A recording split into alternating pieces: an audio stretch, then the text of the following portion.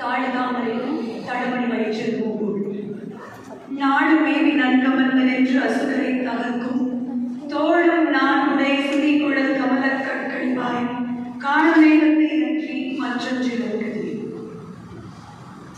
ஒரு சக்கரமும் ஒளி சங்கதுவும் உடையாய் அழகிய உருவானவனே திருவேதனதாய் உரைமார் மிகனே தொழுதே அடிசே கதிதந்தருளே. இந்த ஆழ்வார்கள் தமிழகத்தில் அருமையான சத்சங்கத்தில் சான்றோர் பெருமக்கள் இத்தனை பேர் முன்னிலையில் திருமங்கை ஆழ்வாரையும் பெரியாழ்வாரையும் குலசேகர ஆழ்வாரையும் போற்றி சென்றிருக்கின்ற அன்பர்கள் முன்னிலையில் இந்த மேடையில் பேச வந்து நிற்பது சற்று கடினமானதாகத்தான் தென்படுகிறது என்றாலும் வேங்குழலும் கோதண்டனும் பேசணும் என அழைத்துக் கொண்டிருக்கிற இந்த தலைப்பு ஆழ்வார்கள் அனுபவித்த ராமனையும் கண்ணனையும். ராமாவதாரம் நிகழ்ந்த காலம் வேற, சூழல் வேறு. கிருஷ்ணாவதாரம் நிகழ்ந்த காலமும் சூழலும் வேறு. இரண்டையும் ஒன்றாக ஒத்து பார்க்கக்கூடிய ஒரு பார்வையை ஆழ்வார்கள் நமக்கு காட்டி சென்றிருக்கிறார்கள். ஒரே பாசத்துல ராமனையும் பாடியிருக்கிறார்கள், கிருஷ்ணரையும் பாடியிருக்கிறார்கள். எப்படி பொருத்தும்னு ஒரு எண்ணம் அதை படிக்கும் போதெல்லாம் எனக்குள்ள எழுப்பி இருக்கின்றது. சரி, அது எப்படி இருக்குன்னு முயற்சி பண்ணி பார்க்கிறதுக்கு ஒரு வாய்ப்பாக ஐயா அவர்கள் என்னை பேச படித்த போது இந்த தலைப்பை நான் முன்மொழிகிறேன். எனக்கு ஐயா அந்த வாய்ப்பையும் அந்த தலைப்பில் பேசுவதற்கு வழங்கியிருக்கிறார்கள். ஐயா உள்ளிட்ட ஆழ்வார்கள் தமிழகத்தை சார்ந்த ஆன்றோர் பெருமக்களுக்கும் என்னை சான்றோர்களுக்கும் என்னுடைய வழக்கத்தை சொல்லி வேங்குழல் பலர்மகன் ஐயா சொன்னது மாதிரி ஒரு இசைக்கல், இசைக்கிறவர்களையும் கேட்பவர்களையும் சாந்தப்படுத்தக்கூடிய கல்வி. அதுவே கோதண்டம் போர்க்கருவி எழுத்து கையில வச்சுட்டா ஜெயிச்சா தான் உள்ள வைக்க முடியும். அது சற்று கடினமானது. புல்லாங்குழல் மென்மையானது, வெல்லும் அம்பும் கடினமானது.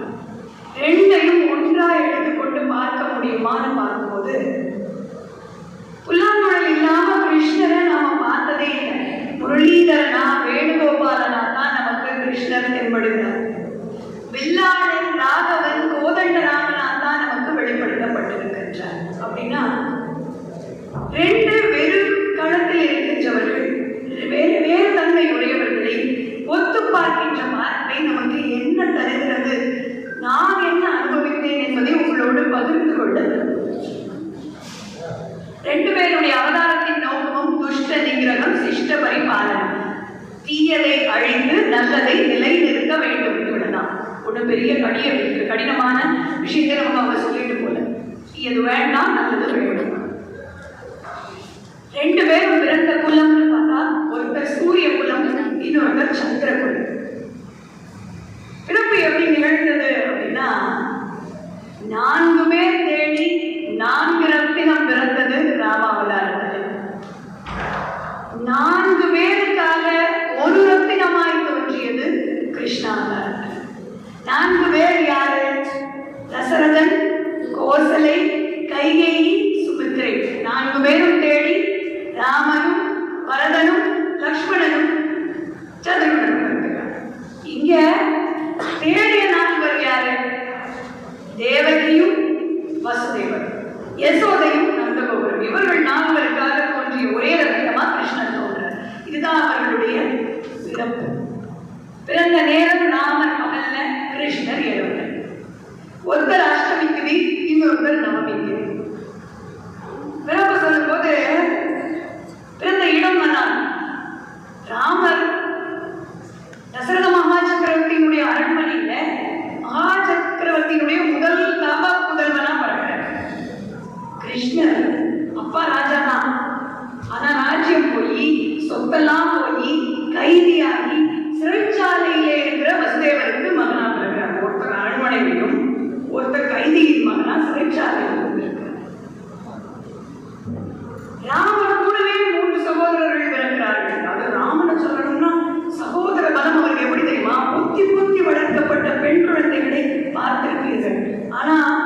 பொத்தி பொத்தி சகோதரர்கள் காப்பாற்றிய அண்ணன் ராமன். எல்லா இடத்துலையும் ஏதாவது ஒரு சகோதரன் கூடவே இருப்பான் கடைசி வரைக்கும். அவரோடு உடன் நிற்கிற பலம், தோள் போன்ற பலம் ராமனுக்கு இருந்தது சகோதரர்களால. ஆனா இவர் பாவம், இவர் பிறக்கணும்னாலே இவருக்கு முன்னாடி பிறந்த 6 பேரும் மரணித்தாத்தான் இவர் பிறப்பே. இவருக்கு சகோதர பாவம் கொஞ்சம் வீக். அப்படித்தான் கிருஷ்ணாவதாரம் ராமாவதாரம் இருக்கிற பிறப்பை பத்தி பேசும்போது இந்த குழந்தை பெரியாழ்வாரையும் பல்லாண்டையும் பேசிட்டு போனாங்க. அந்த இடம் எனக்கு ஞாபகம் வருது. பிள்ளைக்கு கண்ணேறப்பட்டு விடக்கூடாதுன்னு அம்மா சுத்தி போடுற மாதிரி எம்பெருமானுக்கு பெரியாழ்வார் சுத்தி போட்டாங்கல்ல, அதுக்கு நிகரா கிருஷ்ணாவதாரத்துல குழந்தை பிறந்துடுறது வசுதேவருக்கு. பிறக்கும் போது சங்கு சக்கரதாரியா எம்பெருமான் பிறந்துடுற அப்பாவும் அம்மாவும் பார்க்க அப்படி ஆச்சரியம். என்னடா இது, எனக்கு குழந்தை இப்படி வந்து பிறந்திருக்கே. உடனே மனசுக்குள்ள அச்சிச்சோ, இந்த கம்சன் சாதாரணமா பிறந்த 6 குழந்தைகளே உடனே அடிச்சுட்டானே, இப்படி சங்கத்தோட பிறந்திருக்கிற குழந்தைய சும்மா விடுவானான்ற பயத்துல அந்த குழந்தைகளிடத்துல பெற்றவர்கள் சொல்கிறார்கள். என்ன சொல்றா, அம்மா வேண்டாம், கம்சம் பார்த்தா ஏதாவது பண்ணிடாமா, ஒரு 4 கையும் மறைச்சுக்கோ அப்படின்னு பெற்றவர்கள் அந்த பிஞ்சு குழந்தைகளுக்கு சொல்றா. குழந்தை கையை மறைச்சு. இதை பார்க்கும்போது எந்த இடம் எனக்கு ஞாபகம் வந்ததுன்னா, ராமர் பட்டாபிஷேகத்துக்கு நாள் குறிச்சு காட்டுக்கு புறப்பட வேண்டிய சூழல். கைகேயி ராமனை கூப்பிட்டு சொல்றா, தாழின் சடைகள் தாங்கி தாங்கள் தவம் மேற்கொண்டு கூழிகள் காண நன்னி புண்ணிய துறைகள் ஆடி 7 ஆண்டில் வா என்று இயம்பினன் அரசன் என்றாள். மகனை கூப்பிட்டு அம்மா பேசுறான். அப்பா போயிடுவான்னு சொல்லிட்டா போ அப்படின்னு சொன்னா ராமன் போக மாட்டேன்னு சொல்ல போறாரா? இல்ல நீ காட்டி கிழமை போப்பா தம்பி ஆடட்டும் அப்படின்னு சொன்னா வேண்டாம்னு சொல்ல போறாரா? அவர் அப்படிப்பட்டவர் இல்லை. இருந்தாலும் என்ன சொல்றா, என்று இயம்பினன் அரசன் என்றாள். அரச கட்டளை, அரச கட்டளை. கவர்மெண்ட் ஆர்டர்னா ஒழுங்க முடியாது, அப்பீலே கிடையாது. உடனே ராமர் பதில் சொல்றார், மன்னவன் படி என்றால் உன்படி மறுப்பரோ என் பின்னவன் பெற்ற சொல்லும் மணியன் என்றார். எதுக்குமா நீ ராஜாக்கு நல்லா பேச, நீ என்ன போன்னு சொன்னா நான் போயிட மாட்டேன். என்ன சொல்றோம் ராமாவதாரத்துல, பித்ருவாக்கிய பரிபாலனம்னு சொல்லி தந்தை சொல்மிக்க மந்திரம் இல்லைன்னு தன் வாழ்நாள் முழுவதும் தந்தையினுடைய சொல்லை காப்பதற்காக அவர் சந்தித்த இடர்பாடுகள் எத்தனை எத்தனை. ராமாவதாரத்தோட சாரமா அந்த பித்ருவாக்கிய பரிபாலனத்தை தானே பேசும். அதுக்கு நிகரான இடம் தான் கிருஷ்ணருடைய பிறப்பு. இவர் 20-25 வயசுல அப்பா சொல்லுக்காக காட்டுக்கு போனார் இல்லையா, அதுக்கு நிகரா அப்பா அம்மா சொல்லிட்டதுக்காக பிறந்த உடனேயே பிஞ்சு குழந்தை பச்சை மண்ணு தன்னுடைய கைகளை மறைத்து கொண்டு சாதாரண குழந்தையாக மாறும். தெய்வ குழந்தை சாதாரண குழந்தையாக. அப்போ 2 அவதாரத்திலையும் கிருஷ்ணரானாலும் சரி ராமனானாலும் சரி நமக்கு காட்டுகின்ற விஷயம் ஒன்றுதான். என்ன, பெற்றவர்களுடைய சொல் எதுவானாலும் அதை எதிர்த்து கேட்க வேண்டிய அவசியம் இல்லை, அப்படியே கேட்கணும். பெருமாளே அப்படித்தான் இருந்திருக்காரு, நமக்கும் அதுதான். 2 பேரும் பிறந்துட்டான்னு சொல்லிட்டோம். துஷ்ட நிகிரகம் சிஷ்ட பரிபாலனம் தான் நோக்கம்னு சொல்லியாச்சு. துஷ்ட நிகிரகம்னா வீரம் எங்க இருந்தா தானே தீயதை அழிக்க முடியும். வீரத்தை சார்ந்து இவர்கள் இருவரும் எப்படி இருக்கிறார்கள். ராவண வதம் பண்ணதோ கம்சவதம் நடந்ததையோ நான் இங்க பேசுறேன். அது அவதாரத்திற்கான முதல் போர், கன்னி போர்னு சொல்லப்படுகிற முதல் போர் நடந்த சூழல். ராமனுக்கு 7 வயசு. விஸ்வாமித்திரர் வரார். தசரதன் இடத்துல என்னுடைய யாகசாலை ரொம்ப இடைஞ்சல்பட்டு போயிருக்கிறது, தாடக கொஞ்சம் கூட என்ன நிம்மதியா இருக்க விட மாட்டேங்கிறார். ராமன் அனுப்பு, அவர் வந்து என் யாகத்தை காக்க. தசரத மகாசக்கரவர்த்திக்கு பதட்டம்.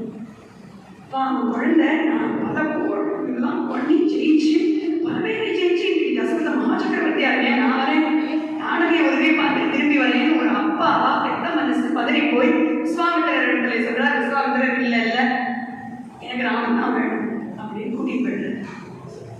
கூட்டிட்டு போனா யாகசாலையை காக்க வேண்டிய கடமை தாடகை வந்து இடைஞ்சல் பண்றா, அழிச்சுட்டு அப்படின்னு சொல்லிட்டு. யாரு? குரு விஸ்வாமித்திரர். அறம் என்ன? பெண்களை கொல்லக்கூடாது, அடிக்கக்கூடாது, கொல்லக்கூடாது, தர்மம் இல்லை. பெண்களை சித்திரவதை பண்ணுவது தர்மம் இல்லை, அறம் அன்று. ஆனா இங்க தாடகை ஒரு பெண்ணை எப்படி அதை அழிக்க முடியும்? ராமர்னா அறம் பெண்கள் அடிக்கக்கூடாது. உயர்வரும் என்ன தெரியுமா? குரு விட்ட கட்டளைக்கு மாற்றுக்கிறது கிடையாது. குரு என்ன சொல்றாங்களோ அதை அப்படியே கேட்கணும்.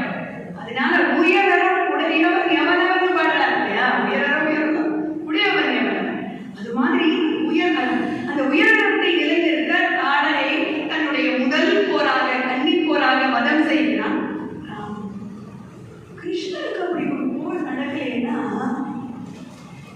சற்று விசித்திரமான இடம் இருக்கு. ஏன்னா யோசிச்சு பார்த்தா ஒரு குழந்தை, நம்ம எல்லா வீட்லையும் சின்ன குழந்தைகளை வைத்து வளர்த்துருப்போம். எப்படிப்பட்ட இடம் தெரியுமா? ரசிக்கக்கூடிய இடமான்னு தெரியல. ஏன்னா ஒரு தாயா அந்த சூழலை அடிக்கினா பல இடங்கள்ல நமக்கு வெட்டி போயிருக்கும். குழந்தைக்கு சாப்பாடு கொடுக்க முயற்சி பண்ணிருப்போம். வீட்டுல எவ்வளவு கொடுத்தாலும் சாப்பிடாது, என்ன கொடுத்தாலும் சாப்பிடாது, எவ்வளவு நல்லதை கொடுத்தாலும் சாப்பிடாது. நம்ம கிட்ட கேட்டா எனக்கு பிடிக்காதோ வேண்டாமோ மாட்டேங்கோ பிடிவாதம் பண்ணும். அதே குழந்தைய நம்ம இன்னொரு இடத்துக்கு கூட்டிட்டு போயிருக்கோம். அங்க அதே பொருள் தான் கொடுப்பாங்க, வேற எதையும் கொடுக்க மாட்டாங்க. ஆனா இத்தனை நாள் அதை பார்த்ததே இல்லாத மாதிரி அந்த குழந்தை அதை அள்ளி எடுத்து சாப்பிடும். நமக்கு கொஞ்சம் வெட்கமா இருக்கும். என்னடா அது, சரி அவ்வளவுதான், அதுக்குமே சாப்பிடாது அப்படின்னு நம்ம கௌரவத்தை காப்பாத்திக்கிறதுக்காக சொன்ன உடனே இல்லை எனக்கு இன்னொன்று வேணும் அப்படின்னு கேட்கும் குழந்தை நம்மளை வச்சுட்டு. மாணவி குழந்தை கிருஷ்ணனும் அப்படி சராசரி குழந்தையா இருந்தார். யசோதை எடுத்து பால் கொடுத்து அவரை சீராட்டி வளர்க்கணும்னு முயற்சி பண்ண போதெல்லாம் இவருக்கு சேட்டை. ஒழுங்கா சாப்பிடுறதில்லை, படுத்த வேண்டியது. பூதகி வரா, பால் கொடுக்க தூக்கியா சாப்பிட. அந்த பால் முத்தமா கொடுத்ததில்லை, விஷம் பால் ஆனாலும் அவருக்கு பிடிச்சிருக்கு. அது சாப்பிட அவருக்கு வேண்டியது பால் தான். பாலை குடிக்க முயற்சி பண்ணவர் உயிரையும் சேர்த்து குடிச்சுட்டு பூதகி செத்து போயிடும். அப்போ கிருஷ்ணனுடைய முதல் போர் கன்னி போர் பூதகியினுடைய வதமா நிகழ்கிறது. அதுவும் ஒரு பெண்ணை அழிக்கிறது. அப்போ தீயதாய் இருந்தா அது அழிக்கப்பட வேண்டியதுங்கிறத நமக்கு நிர்ணயம் பண்ணிருப்பார். இன்னும் நல்லா சொல்லணும்னா ராமனை பொறுத்தளவுக்கு அவருடைய எதிரிகள் ரொம்ப டெஃபினட். அப்படின்னா நிர்மாணம் பண்ணப்பட்டது. தாடகை அழிக்கணுங்கிற நோக்கத்துல தான் விஸ்வாமித்திரர் ராமனை கூட்டிட்டு போறார். 16,000 ராட்சசர்களும் அழிக்கப்பட வேண்டியவர்கள் என்பது ஏற்கனவே நிர்மாணிக்கும். கும்பகர்ணனும் ராவணனும் அழிக்கப்பட வேண்டியவர்கள்னு தீர்மானம். எல்லாமே அவருக்கு டெஃபினட், நல்லா தெரியும் இது நடக்க போகுது. பாவம் கிருஷ்ணர் பிஞ்சு படும், அவருக்கு எங்க தெரியும்? அவர் பாட்டு படுத்துட்டு பால் கொடுக்க வந்தவா அரட்டியா இருக்கா, செத்து போயிடும். இந்த குழந்தை தொட்டியில படுத்து விளையாடிட்டு காலை எட்டி உதச்சு சக்கரமா அரங்கம்னா சும்மா விளையாடிச்சு எட்டி உதைக்கிறார். அது போய் குடிச்சு ஓடி உடைஞ்சி செத்து போயிடலாம். இங்க ராமனுக்கு அழகா சொல்லுவாங்க, சென்றங்கு தென்னிலங்கை சென்றாய் திரள் போற்றின்பா, நீ தேடி போய்னா அழிச்சு. கிருஷ்ணனுக்கு அப்படி இல்லை, வந்தது. பூதகி வந்தான், சகடன் வந்தான், ராம்பலத்திலே வந்தான், கன்றுக்குட்டியா வந்தான், எல்லாமே வந்து சிசுபாலன் கூட கிருஷ்ணன் இருக்கிற இடம் தேடி வந்துதான் ஆகிட்டு. அப்போ இவருக்கு எப்ப போர் நடக்கும், யாரை அழிக்க வேண்டும், எதுவுமே முன்னாடி முடிவு பண்ணப்பட்டது. வர வர இவர் அழிச்சோம் அப்படிதான் இருக்கு. அதனாலதான் ஒரே பாசனத்துல ஆண்டாள் ஒன்றன் சகடம் உதைத்தாய்னு சொல்லிட்டு புகழ் போற்றின்னு பேசிட்டு போறார். ராமணன் சொல்லும் போது உடல் போற்றி. வீரத்தை பாருங்க, வீரத்தை சொல்லிட்டோம் அப்படின்னா துஷ்ட நிகிரகத்தை பார்த்தாச்சு. சிஷ்டபரி பாராயணம் போது கருணை, சௌலபியம், அன்பு இதெல்லாம் எப்படி இருக்கிறது பார்க்கணும் இல்லையா? ராமர் நம்ம எல்லாருக்கும் தெரியும், ராமாவதாரத்துல ரொம்ப விசேஷமான குணங்கள் நம்மளுக்கு என்ன அப்படின்னா, பார்ப்பவர்கள் எல்லோரையும் தன்னோடு இணைத்துக் கொண்டு தனக்கு தம்பியா உற்றவனா கூடவே வச்சுக்கிற பாங்கு ராமனுடைய. ஏழை ஏதலின் கீழ்மகன் என்னாதுன்னு ஆழ்வார் சொல்லுவார். யாருமே அவருக்கு கீழ்மகன் கிடையாது. கம்பன் காட்டுவார், புவனோடும் மைவரானே நம்புவின் குன்று சூழ்வான் மகனோடும் மறுவரானே எம்முழை அன்பின் வந்து அகன்மர் காதலைய நின்றோடும் எழுவரானே புகழான தந்து முதல்வராக பொலிந்தான் உந்தை. பாருங்களேன், புகன் தம்பியாள், சுக்ரீவன் தம்பியாள், இப்போ நீயும் வந்துட்ட, நீயும் எனக்கு தம்பி ஆயிட்ட. விபீஷணன் சொல்ற, நீ எனக்கு தம்பி ஆயிட்டன்னு சொன்னதோட நிறுத்தல, என்ன காட்டுக்கு அனுப்பிச்சு அப்பா யாரு? உத்தரகாமேஸ்வரி யாகம் பண்ணித்தான் முதல்ல 4 பிள்ளைகளையே வச்சார். அந்த அப்பா இன்னைக்கு முதல்வர்களாக பொறிந்து இருக்கிறார்கள். அவர்களுக்கு பிள்ளை நிறைந்து வந்துட்டார். அப்படி நம்ம அழகா காட்டிட்டு போகும். அந்த மாதிரி வேதமே இல்லாமல் புகழ் வேண்டும். சுக்ரீவன் வானன், விபீஷணன் அரக்கன், இன்னும் ஜடாயு எல்லாரையும் ஏற்றுக்கொண்ட அனுபவிக்கவர்.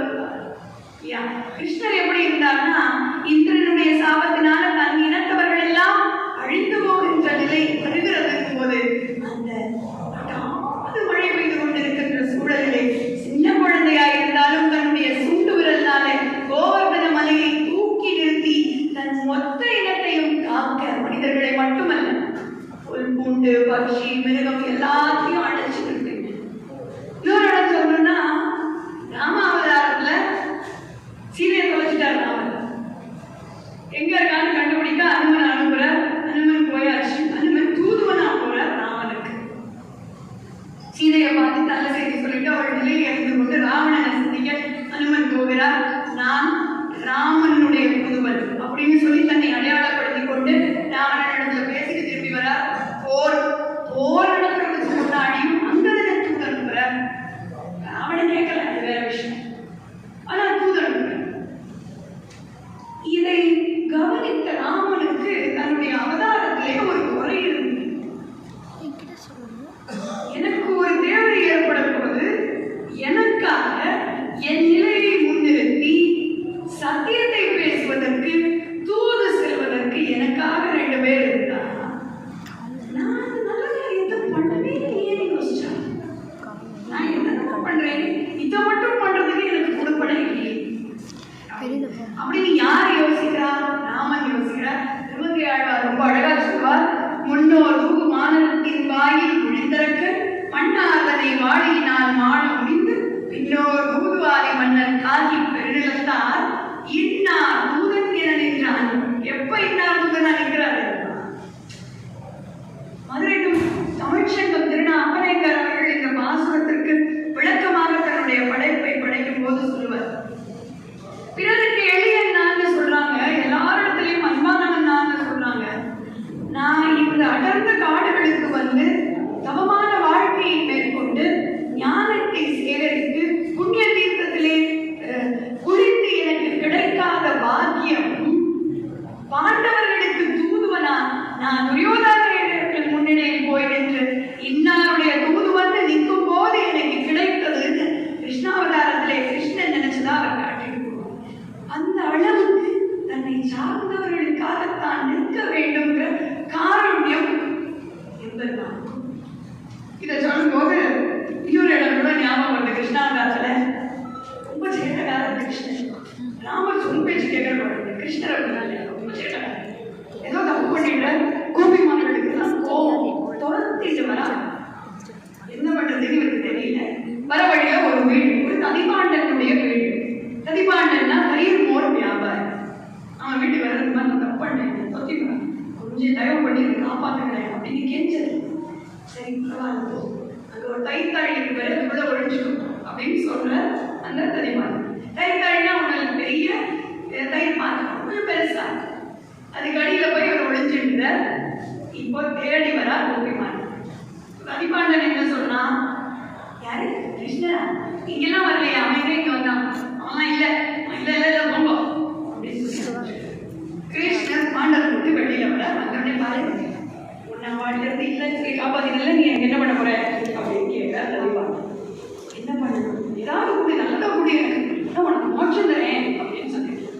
ஆனா அந்த ததிபாண்டனை பாருங்க, நீ இங்கதான் இருந்த, உன்னை மூடி வச்சுட்டு நான் இல்லைன்னு சொல்லிட்டேன், எனக்கு மோட்சம் கொடுத்த. ஆனா நீ ஒழிச்சுக்கிறதுக்கு இடம் அந்த பாத்திரம் தானே கொடுத்தது, அதுக்காக மோட்சம் தருவா சொல்லு அப்படின்னு கேட்கறான். அழகா காட்டுறாரு.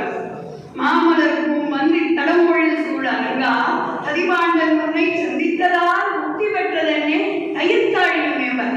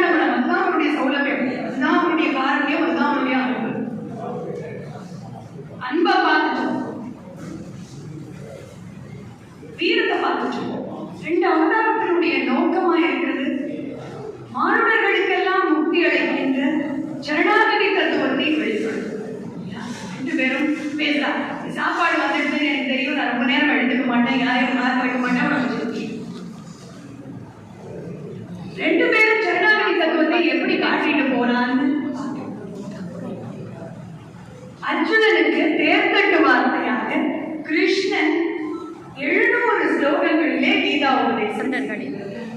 இந்த கீதா உபதேசத்தினுடைய முக்கியமான இடம் எது அப்படின்னா, சர்வதர்மான் பரித்யஜ்ய மாமேகம் சரணம் பிரஜ அகம் துவா சர்வபாபேப்யோ மோக்ஷயிஷ்யாமி மா சுஜஹா அப்படின்னு சொல்லி சரணடைந்தவர்களுக்கெல்லாம் முக்தி தருவேன் அப்படின்னு சொல்லிட்டு போறாருன்னு பொதுவாக சொல்லுங்க.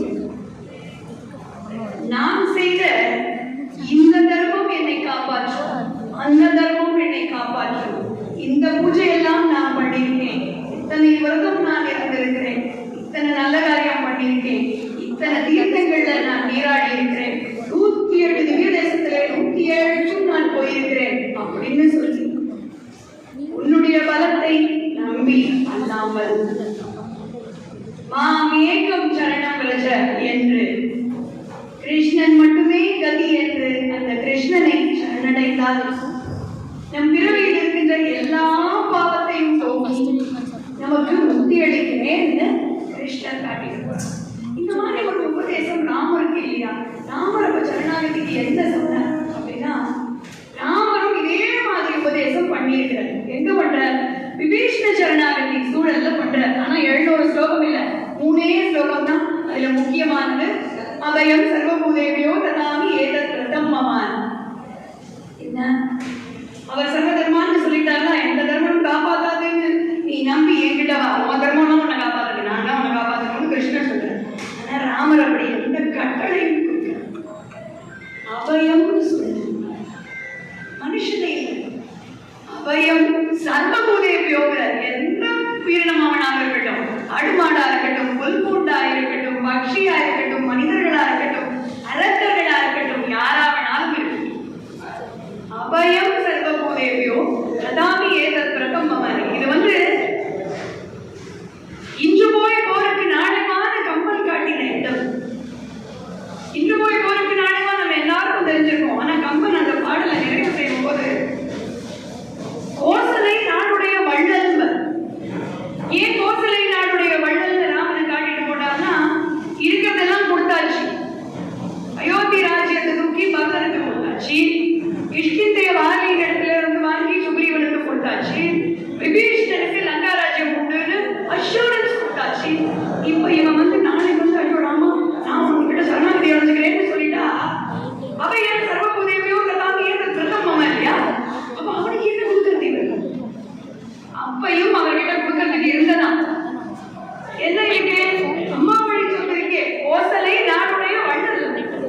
அவன் வந்தால் சரணம்னா அவன் வந்தாலும் அவனுக்கு கோசலை நடத்தி கொடுத்துட முடியும். அப்படி எந்த கட்டளையும் இல்லாமல் நினைவால் ராமனை நினைச்சு அபயம்னு சொன்னாலே அவர் முக்தி தருவார். ஆக நான் செய்த பாவ புண்ணியங்களை எல்லாம் நீ மட்டுமே கதி, நீ மட்டுமே அபயம் என்று அதை எம்பெருமானை நாம் அனுபவமானால் அது கிருஷ்ணராகட்டும் ராமராகட்டும் அவர்கள் நம்மை ரட்சித்து நிச்சயமாக நமக்கு மோட்ச பிராப்தி வழங்குவார்கள். ஆண்டாளனுடைய வரிகளிலேயே இந்த உரையை நிறைவு செய்ய விரும்புகிறேன்.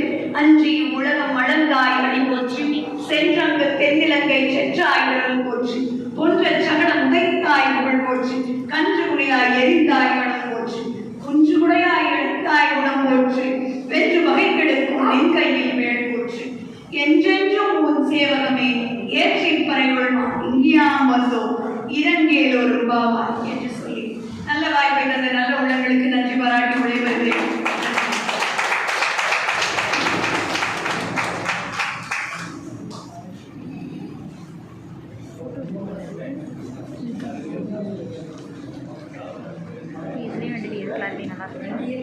பாரத தேசத்தில் இருபுறம் சூழ்ந்துள்ள இருதரும் கடல்களையும் ராம கிருஷ்ணன் அந்த இருதரும் கடல்களையும் இணைத்து இதுதான் இந்திய பெருங்கடல், இதுதான் இந்து பெருங்கடல் என்று இணைத்து காட்டிய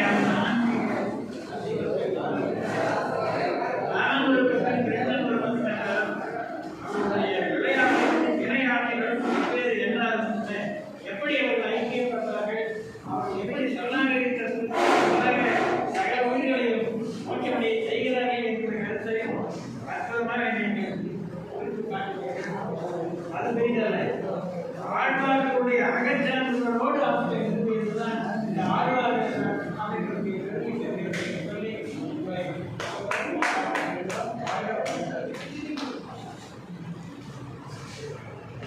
மைத்ரே அவர்கள் என்னுடைய